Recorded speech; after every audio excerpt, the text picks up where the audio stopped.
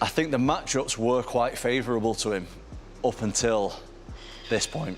I think the threat that Ankalaev brings in, him being a southpaw, him controlling the range really well, and him just with the threat of the takedowns, even in the first fight we didn't really see him really go for the takedowns too much, but I think just the threat being there, I think stylistically he's a bad matchup for Pereira, and I wouldn't be surprised.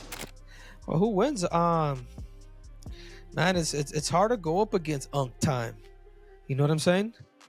But I feel like this is a different Pereira, bro. I'm kind of swinging Pereira, but I'm gonna put it with Ankalaev, man. The highly anticipated rematch that's got the fight world abuzz is almost upon us. Ankalaev versus Pereira. This time around, Dricus du Plessis caught fans off guard by vocally supporting Pereira to regain the title. Most thought that Dricus would remain neutral, but he openly supported the Brazilian. In his opinion, the first fight provided Pereira with the experience and wake-up call he deserved, and now that Pereira realizes what danger Ankalaev poses, Dricus feels that Pereira will be much more dangerous.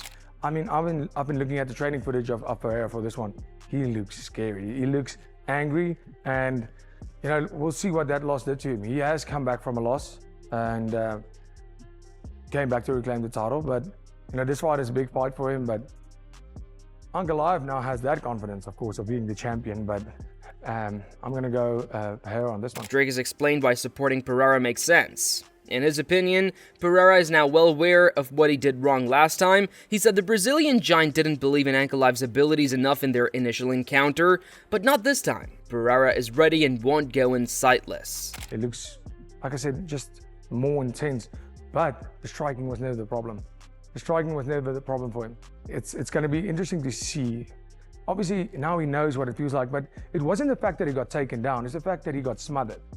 And for a striker, that is not so hard to, I think he has the right people around. That's not going to be so hard to start and figure out, this is how I don't get smothered. Learn to fight in that clinch situation, because he has the elbows, he has the knees, he has all that. So he's going to need to keep it back off the fence.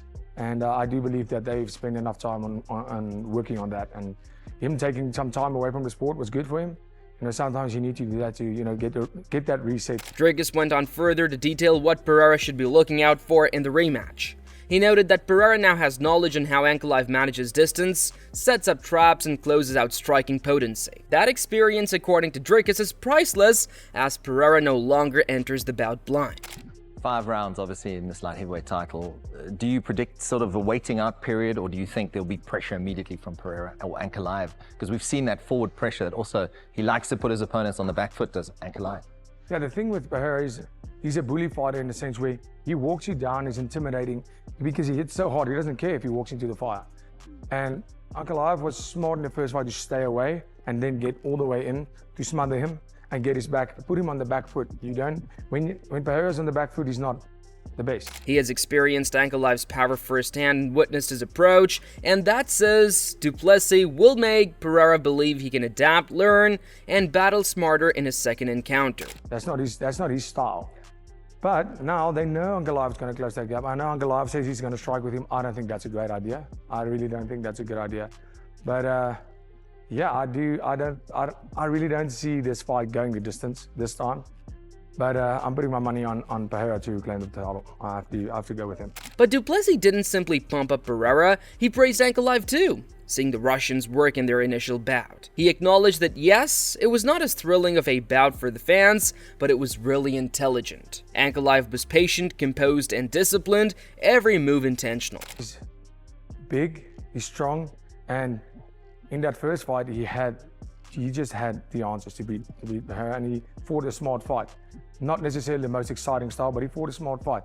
Don't give Pereira the distance where he can, you know, catch you with those massive punches. Tom Aspinall also weighed in, delving even further into what Pereira was referring to by fighting smart. In Aspinall's opinion, Ankalaev employed a masterful combination of footwork, feints, and awareness in defense to shut Pereira down. He broke it down that Ankalaev's being able to slow down the pace and take Pereira out of his rhythm was truly the main factor. He was constantly here, and something that he does super well is his octagon control. So you won't really see him throwing many strikes from out in the open. When his opponent's back is against the fence, that's when he'll start to dip in between here and going with the strikes and dipping and with his push kicks, and all that kind of stuff. I think something that's really underestimated with Ankalaev, and feel free to tell me if I'm wrong here, Paul, because you've obviously fought him, is he knows when to set things up properly. Like, he does the right things, is what I'm trying to say. He doesn't do anything at the wrong time. Aspinall didn't leave it there. He also fired veiled shots at the UFC as a whole. He said Pereira's success was helped by preferential matchmaking. In his opinion, Pereira had been presented with opponents who showcased his striking but did not challenge his wrestling vulnerability. Ankalaev was the first to really challenge him, and that was evident. Aspinall continued to comment that he wouldn't be surprised if the Russian takes it again in the rematch. I think the matchups were quite favourable to him up until this point. I think the threat that Ankalaev brings in, him being a southpaw, him controlling the range really well, and him just with the threat of the takedowns. Even in the first fight, we didn't really see him really go for the takedowns too much, but I think just the threat being there, I think stylistically, he's a bad matchup for Pereira, and I wouldn't be surprised. And Chael Sonnen also weighed in, and in an unusual display, sided with Aspinall. Sonnen, who typically causes drama, kept it business. He agreed with Ankalaev in order to take the rematch, noting Pereira's upgrades may still not be sufficient to beat such a sound and disciplined fighter. Well, everything just changed. So, Pereira versus Ankalaev is very much going under the radar, and it's going under the radar for a number of reasons, but none of which is greater than the fact that we believe we know the outcome of that fight. Like, there just hasn't been a lot of pomp and circumstance around the idea that Pereira is going to win that fight. Other guys in the division that see themselves lined up, when they come out and talk about it without disrespecting Pereira, but they do mention, you know, I think I should be next. I think I should take on Ankalaev next. They will give a hint or a clue that they believe that Ankalaev is going to win. I don't see that any different. Paul Craig, one of the only men to have shared the cage with Ankalaev, provided his own take. He reminded fans that Ankalaev's skill set is a lot more nuanced than people attribute to him. Sure, he's smart and technical, but Craig warned fans not to underestimate his power either. He has genuine knockout power, and when paired to his wrestling, he becomes a wild card. Craig's experience in battling Ankalaev left him believing that the Russian possesses everything required to maintain his edge in the rematch. So he was one of the hardest opponents I ever had to face. He had a hole in my jaw, like underneath my chin, where he had clocked me. He'd fractured ribs. He'd basically beaten me up, and for the next 2 days I couldn't walk because he destroyed my legs, destroyed my arms.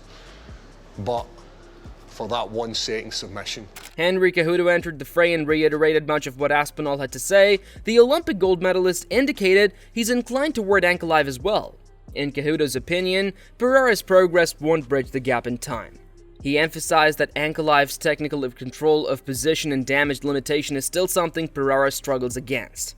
Cejudo left no question about it. While Pereira does possess knockout power, power isn't all it takes against a skilled fighter like Ankalaev. In his eyes, the Russian is still the favorite come fight night. Well, who wins? Man, it's hard to go up against Unk time. You know what I'm saying? But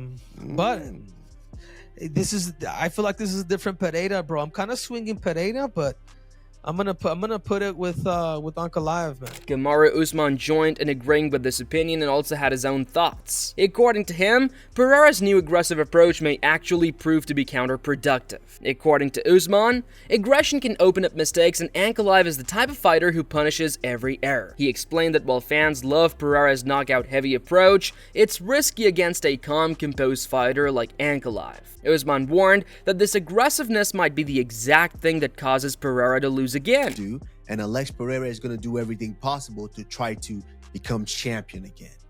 But by him doing that, I do think Alex Pereira is going to give openings. He's got to be more aggressive than he was that first fight.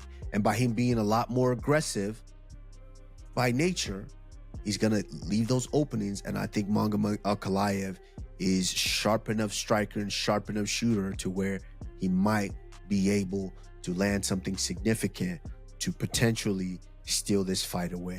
So I do think Ankalaev walks away Michael Bisping supported Usman's point and took it further. He reminded viewers that wrestling has a tendency to be strikers' kryptonite, including Pereira's. Ankalaev, in his opinion, doesn't even have to outstrike Pereira, he can simply wrestle, control, and overwhelm him. Bisping countered that striking specialists always have trouble with good grapplers unless they've developed good takedown defense. And unless Pereira has radically improved that aspect of his game, Bisping feels Ankalaev will catch the same weakness once more. His analysis was concise: strikers beat up on wrestlers, period. Wing full force and connect flush, he'd probably knock anyone out. The man has ridiculous power. But Ankalaev does know he can take the shots, he does know that he can back him up, he does know that he can hurt him, and he also knows that he can take him down. Now remember, Ankalaev isn't really the type of guy that's going to go out there and just wrestle the whole time. But the fact that he does have the wrestling in the back pocket, the fact that he has the threat of the takedown, that does cause Pereira to hesitate. It does cause the striker to have a lower volume, and it does cause the striker to be a little more tentative, because as soon as you throw a right hand, they're going to shoot underneath, they're going to grab a single leg, push you up against the fence, and then the crowd are going to start booing because they're going to lose their minds, right? That's why Pereira's trainer's statement generated excitement. He let it out that Alex has been getting heavy wrestling training to prepare for the rematch, and he mentioned that their priority has been defending takedowns and enhancing ground defense, so Pereira won't get smothered once more. Fans welcome this news with the hope that Pereira is addressing his weaknesses. Are you upping the wrestling training? Are you doing more wrestling training in this training camp? And if he's training the same as always trained, a lot of wrestling in our training. You know what I mean? Don't get me wrong. That's what built him to be who he is in the UFC. It was Glover's style of wrestling, the way that he trained. Even guys go, oh, he keep his hands down, look at his head. Okay, but go and try to hit his head on the fight, see if it's hard, see if you can. You know what I mean? So he just showed things that he wants to show. He's always focused on the wrestling for the MMA training, not only the striking. It's been almost 4 years that he's around here now training wrestling like that, you know what I mean? But that's since day one. He was already an outstanding striker. So Glover helped to put all the grappling together, to put the takedown defense, to put everything, right? So he's constantly trying to evolve. Henry Cejudo, though, wasn't so sure. He really provided Ankalaev with tips on how to control Pereira even better in the rematch. Cejudo recommended speeding up the frequency of wrestling exchanges, blending striking into level changes, and making Pereira defend repeatedly.